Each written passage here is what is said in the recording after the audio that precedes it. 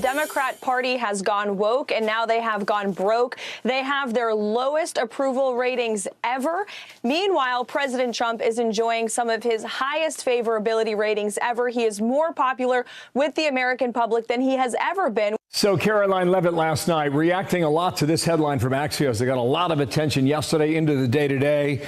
Behind the curtain, Dems' dark, deep hole. And there's some tidbits in that story that should give Democrats a lot of pause. Come on over here. We'll show you the polling numbers that we've been looking at over the past couple of days here, right? Week. This is what CNN had. The favorable opinion of Democrats is at 29%. That was a new low.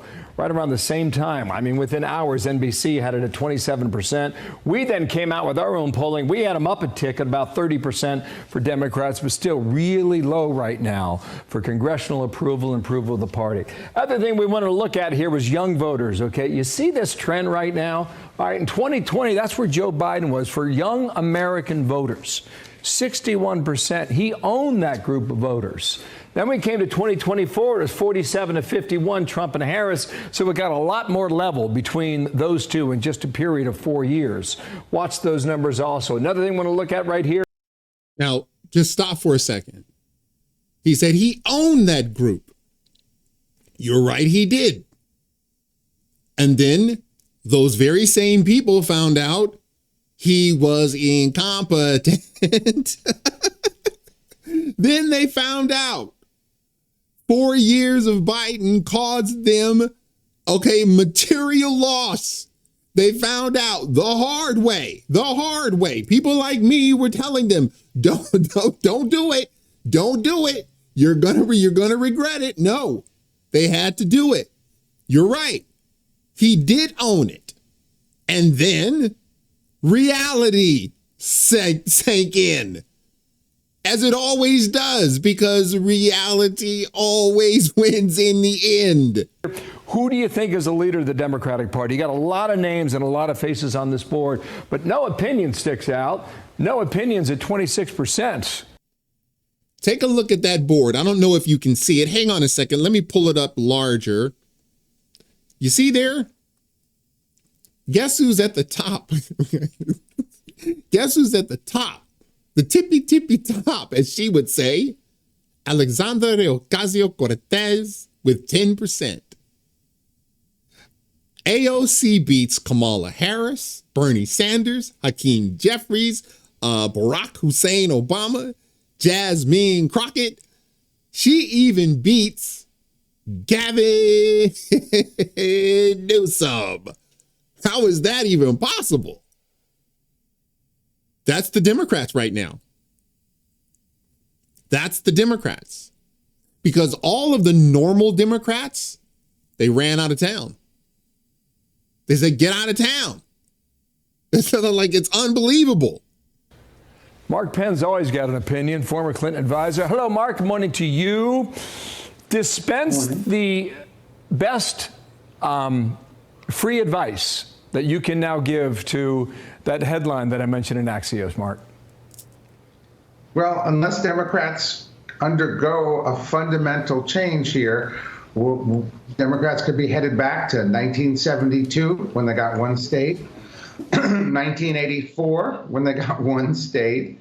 Right now, when you look at these numbers, typically Democrats' approval ratings have been in the 40s, 47, 50, somewhere around there. To drop to around 27 to 30 means that almost half of people who support the Democratic Party now have defected. And they're saying, I don't really understand what this party stands for, how it got so off track, how it supported a president who really wasn't competent, how it left the border open. These are very, very serious signals from this election.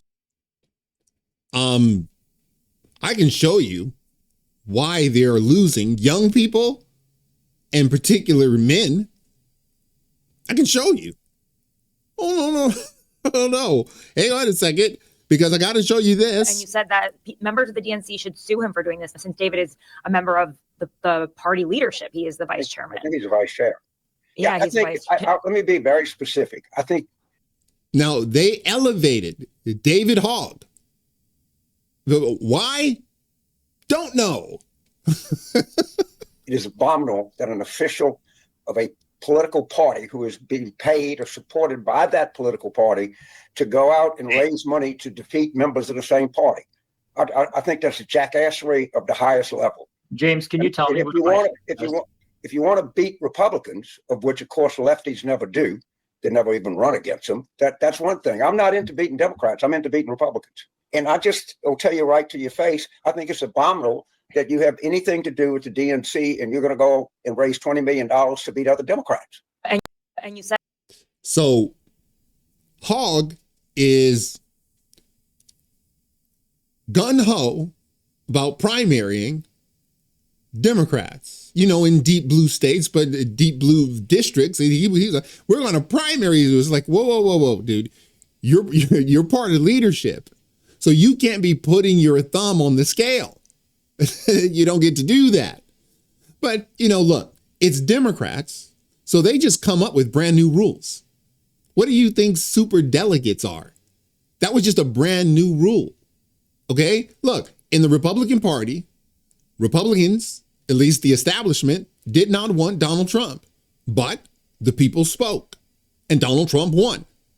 And now he had to prove himself. He has demonstratively proven himself. Okay, he was put on the ticket because he won fair and square. Democrats don't do that crap. They don't play that at all. You don't believe me? Ask Bernie Sanders. They said, no, you're not going anywhere. They did the same thing with RFK Jr. They just said no. They just say no. This is unbelievable to me, man. From the New York Times, DNC takes steps to void election of Hogg and Kenyatta as vice chairs. They're going to just get rid of them. Like, you're out of here. Based on what? They don't like you anymore. Okay. Now, part of it is due to, hang on a second, let me just cut to the chase here.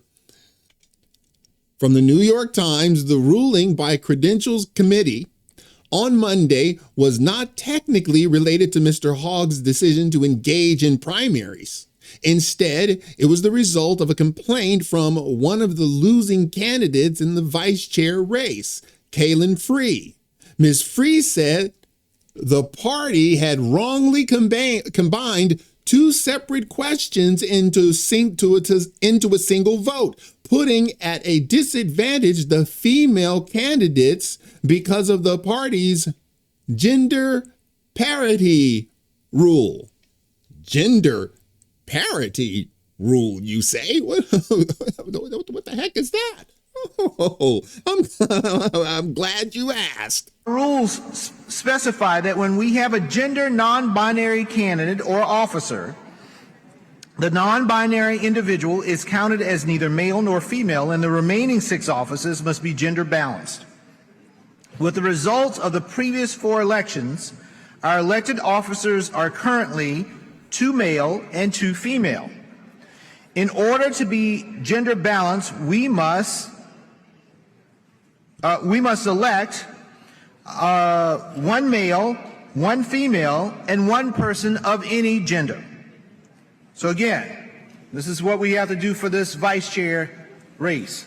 We have to elect 1 male, 1 female, and 1 person of any gender.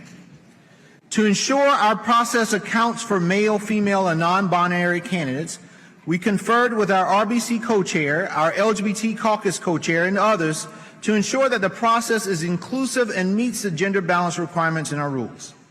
To do this, our process will be slightly different than the one outlined to you earlier this week, but I hope you will see that in practice it is simple and transparent.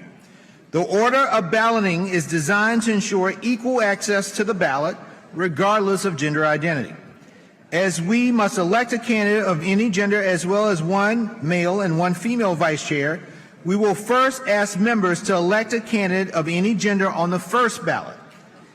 Any candidate, male, female, and non-binary, can be elected on that ballot. After a candidate is elected on the first ballot, we'll have 1 officer of the 3. So then we will know which position is filled of the 1 male, 1 female, and 1 vice chair of any gender. Our second ballot would also be for a candidate of any gender. Then our third ballot will be the third position that is remaining based on the two results. Either a male candidate if a candidate that is not male has not been elected, or a female candidate if a female has not been elected.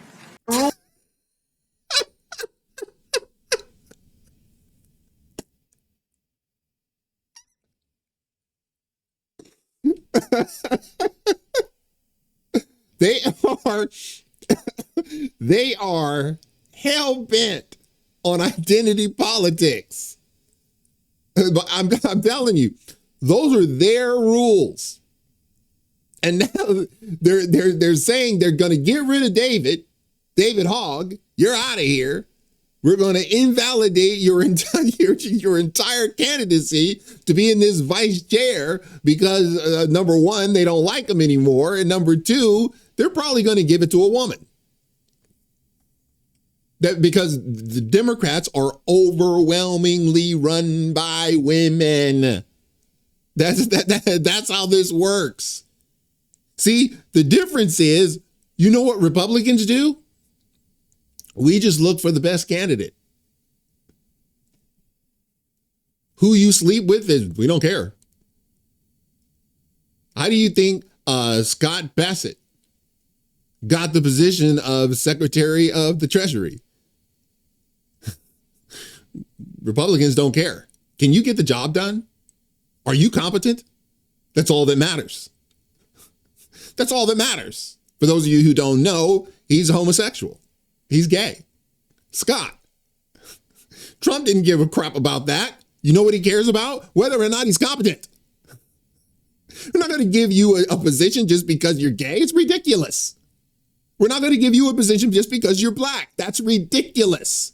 Particularly when you're talking about, these consequential offices. Democrats don't give a crap about that. They are knee deep in identity politics, and now they are choking on it.